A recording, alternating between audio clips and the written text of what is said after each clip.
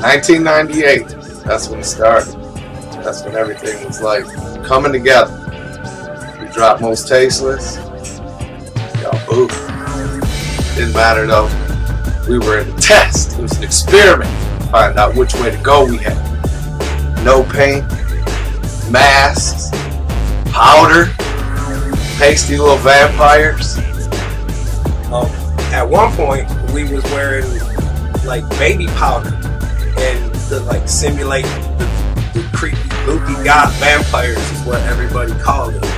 You know, but I'm a fat kid and I sweat a lot, so I would get like little dingleberries all over my face. That shit was nasty as hell. We had contacts, no paint, no contacts, and then finally a hit. Yeah, theatrics has always been a big part of what we do. When we got signed to Psychopathic, it was the perfect place for us to be because that's like how they present their stuff. It's theatrics, themes, shows. So obviously, you know, that was the perfect place for us and what we were looking to do. See, all this was just in a good attempt to be different, not just come out and be the with the top, just boring. It's like to add more to it than just music. Also something to look at. We're nationwide.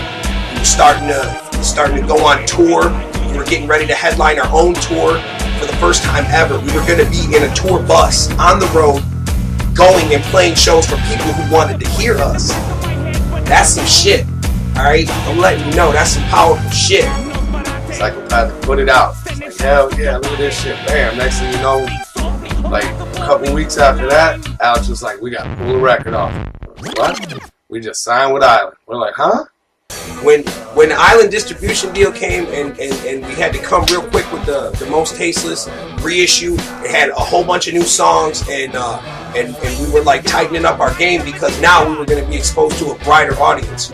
It's like, okay, how can we expand from just being rappers? That was like the thing. We wanted to branch out, that longevity. Big Money Hustlers came around. But when we were on the road during Most Tasteless touring times with ICP, Joe, Violent J, he had an idea for this movie called Big Money Hustlers. And it was fucking awesome. We would sit there every night after doing a show. Everybody would go, you know, clean up, we'd go eat dinner, and then we'd meet back in the tour bus and we'd sit there and write this, what became Big Money Hustlers. We had all the characters, what they do, all of it was fucking amazing. And not even a short time later, we're actually standing behind lights and we're filming this fucking idea we put on paper, which became Big Money Hustlers and spawned off the characters Big Baby Sweets, Lil Pooh, Sugar Wolf. It's Sugar Bear, but I call the motherfucker Sugar Wolf. I fought to get him called Sugar Wolf, and he ended up being called Sugar Bear. Creative differences. Nonetheless, in Big Stank, we came out. Big Stank and Lil Pooh was a big hit for us. People got to see the comedy aspect of what me and Paul do. It wasn't always so rah-rah, all up in your face. We were actually making you laugh. On one aspect, we scare you. On the other aspect, we make you laugh. That's kind of makes it twisted. Everything we did during the movie was all ad-lib. I mean, we had like on the paper, this is a scene, you know, these people here with Big Stank and Lil Pooh, and we just pretty much ad-libbed everything. And that's, in my opinion, what made a lot of it fun. Now we in a movie. So from all the touring and all of this, now we got a nationally distributed record. It was that successful, like, whoa. But not mainstream successful, not, you know, MTV and radio and all that. I'm talking like underground, like Ghetto Go, hundreds of thousands. Like, wow. That's some shit that most people never even heard of. 3 out of 5 people probably that you would have asked back then, they didn't know who it was. But with all that, you could see that the seed was planted and that something was growing. Had to do another record.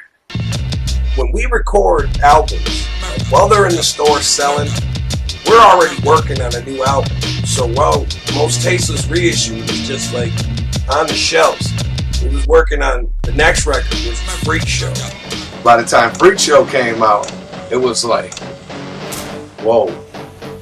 Jamie was like, whoa. Because we just came from basically this little seed. You know, we started with something. Of course, everybody starts with something. But it was on such a little scale that we didn't know what to expect. So now with being able to go out and tour, it's like, okay, we got to do it the right way. It's a freak show, first headlining tour.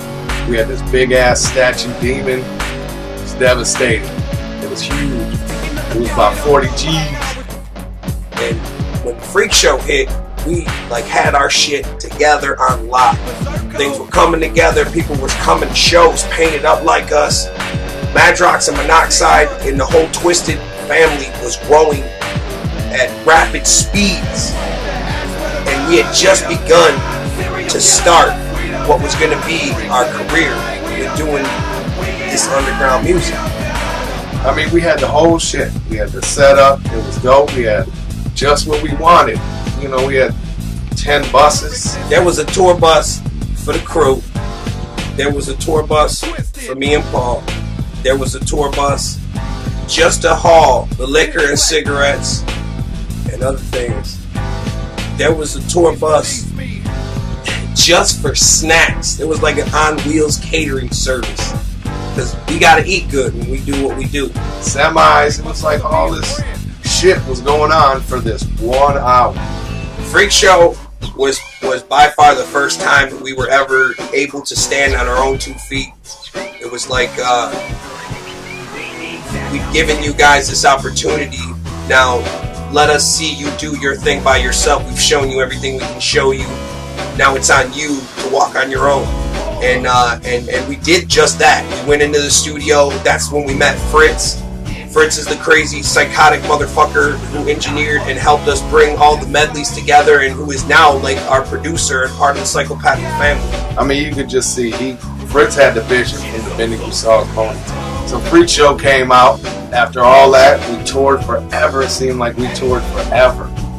We never got to go home. We went home and our families didn't even know who we were. We were knocking on the door. We didn't even know they moved.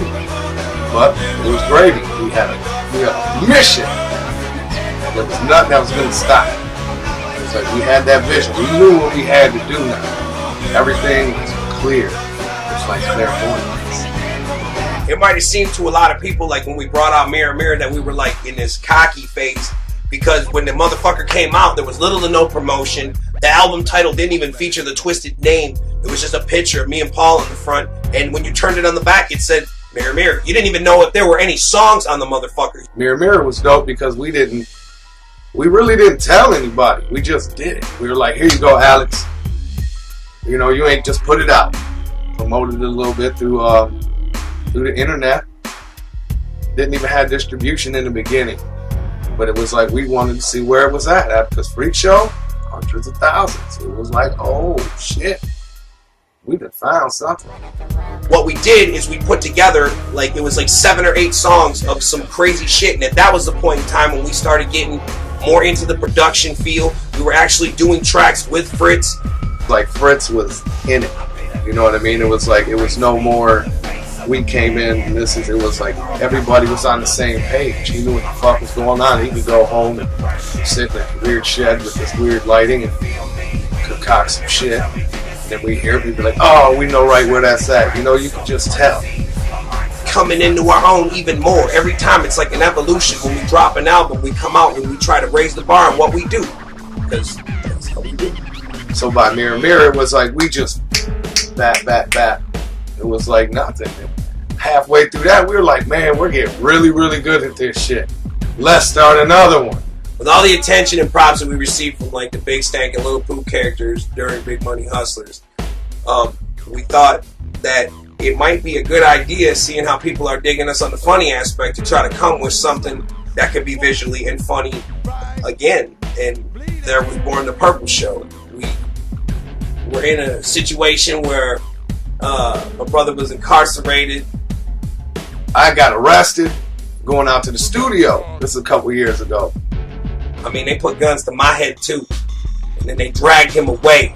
And that was some bullshit.